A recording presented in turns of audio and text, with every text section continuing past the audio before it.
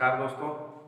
आज हम बात करेंगे डेनिश ईस्ट इंडिया कंपनी के बारे में। इससे पहले जो मेरा वीडियो मैंने अपलोड किया था वो था आपका ब्रिटिश ईस्ट इंडिया कंपनी के बारे में। अब चूंकि हम पढ़ रहे हैं जो यूरोपियन कंपनियां भारत में आई, कहाँ से? यूरोप से।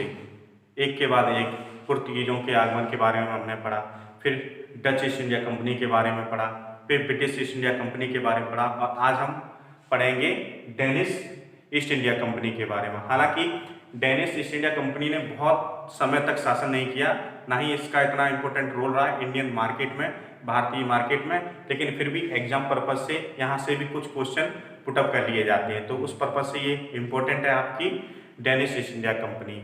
तो जैसे हर एक कंपनी जब भारत में आई तो किसी न किसी राजा ने, क्वीन ने परमिशन दी यहाँ पे आने के लिए कुछ समय के लिए। तो ऐसा ही हम बात करें तो डेनिश ईस्ट इंडिया कंपनी को परमिशन देने वाला जो शासक था वो कौन था? आपका डेन का राजा क्रिश्चियन IV, जिसने 12 वर्षों के लिए इस कंपनी को व्यापार करने के लिए यहाँ पे दिया था। अब वो किसके परमिशन से दिया था? एक तरीके से एक डच व्यापारी था मार्सेलियस डी बोसोवर। इसने 1618 में अपना आइडिया दिया राजा को। राजा को ये आइडिया बहुत पसंद आया ईस्ट में व्यापार करने के लिए, एशिया में, और उसने इसको व्यापार करने के लिए भारत भेज दिया। तो भारत में Danish east India company Bharat में जो सेटअप हुई कंपनी वो 1616 ईस्वी में हुई, लेकिन वो भारत कहाँ पे आए? सबसे पहले तमिलनाडु में। आपके तमिलनाडु में कहाँ पे? ट्रांकुवूर, ठीक है। वो कहाँ पे आए?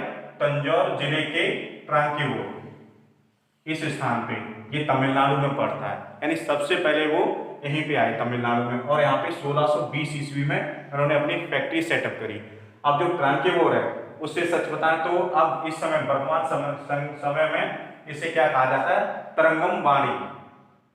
जो आपका ट्रांकुवूर है इस समय क्या बोलते हैं? तरंगमबाड़ी। इसका मतलब होता है जो वहां के, अगर मीनिंग इसका अर्थ है तरंगमबाड़ी का एक स्थान जहां तरंगे गाती हैं, इसका मतलब है। तो यहाँ पे वर्तमान में हम कह सकते हैं तरंगमबाड़ी, और देन ब्रिटिश इंडिया के समय ट्रांकुवूर। अब जब यहाँ पे आया तो उस समय शासक कौन था? तो यहाँ पे शासक था रघुनाथ नायक, जिसने मात्र 3111 रुपए में वहां पे डेनिश को, व्यापारियों को लैंड दे दी व्यापार करने के लिए। फिर इसके बाद देखते हैं, अगर आप ओवरऑल देखें डेनिश ईस्ट इंडिया कंपनी को, तो इसका शासन जो है मात्र 125 वर्ष तक भारत में रहा है। लेकिन सबसे इंपॉर्टेंट बात यह है कि सबसे पहली फैक्ट्री कब लगी थी? इसमें जो एग्जाम में पूछा जाता है तो आपकी ट्रांकुवूर। वहां का शासक कौन था? रघुनाथ नायक। किसने भेजा था? तो राजा क्रिश्चियन IV ने भेजा था आपकी, ठीक है। दूसरी फैक्ट्री कहाँ इन्होंने सेटअप करी थी? सीरमपुर में 1676 ईस्वी में। ये कहाँ पे है? वेस्ट बंगाल में। और ये प्रमुख केंद्र बना किसका? डेनिशों का। जैसे हर एक कंपनी का कोई न कोई केंद्र रहा था, वैसे ही डेनिश का प्रमुख केंद्र था आपका सीरमपुर, ठीक है, जो कि कहाँ पड़ता है? वेस्ट बंगाल में। अब जब ये शासन यहाँ पे कर रही थी, यानी यहाँ फैक्ट्री सेटअप करी, तो इसका व्यापार से ज्यादा किस पर ध्यान था? इसका ध्यान था धर्म प्रचार करना डेनिशों का। कोशिश तो बहुत करी इन्होंने व्यापार करने की, अपने आप को सेटअप करने की। कंपटीशन इतना ज्यादा था यहाँ पे, पुर्तगीज भी इस समय थे यहाँ पे, डच भी इस समय यहाँ पे थे, अंग्रेजी भी इस समय यहाँ पे थे। तो उसमें अपने आप को सेट करना बहुत ही टफ था, यानी कंपटीशन काफी टफ थी।